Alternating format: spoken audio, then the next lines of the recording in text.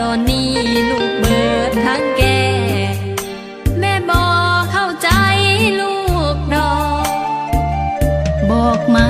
ลูกลาลูกเสียน้ำตาย้อนไผสิดีหรือหายแม่ทิมลูกบ่ได้ดอกลูกเสียน้ำตาย้อนสายคนนั้นเขาหลอกคนที่เขาเคยมาบอกน้ำอีแม่ว่าสิมาขอถ้าเขาบ่งอลูกอย่าไปคิดหยังหลายผู้ชายเกิดขึ้นเอาใหม่งามเลือกได้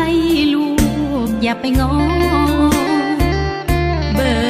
ดสภาพแล้วลูกลืมเขาบ่ได้ดอกหนอย้อนว่าหั่งแตนหั่งต่อเขาหล่อจูดเบิดแล้วอีแม่ลูกอย่าห้องให้เสียใจกับสายพันนั้นเขาบ่สำคัญเท่าคำว่าลูกกับแม่ลูกต้องขอโทษที่เคยเถียงคำอีแม่รู้แล้วคำว่าหักแท้ก็คืออีแม่ที่เข้าใจเฮา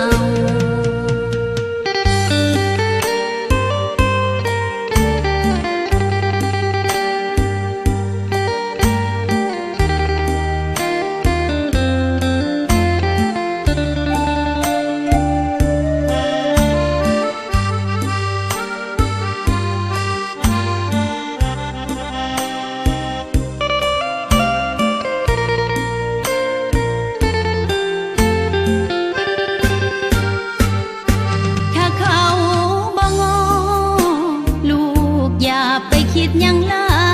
ยผู้ชายเกิดขึ้นเอาใหม่งามเลือกได้ลูกอย่าไปงอเบิดสภาพแล้วลูกลืมเขาบ่ได้ดอกหนอย้อนว่าหั่งแตนหั่งต่อเขาหล่อจูดเบิดแล้วอีแม่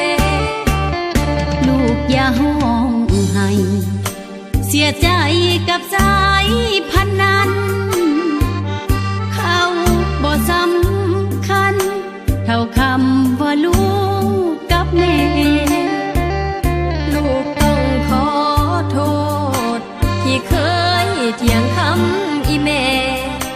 รู้แล้วคำว่าหักแท้ก็คืออีแม่ที่เข้าใจถึงเขาบ่สนบ่แค่ให้หูว่าแม่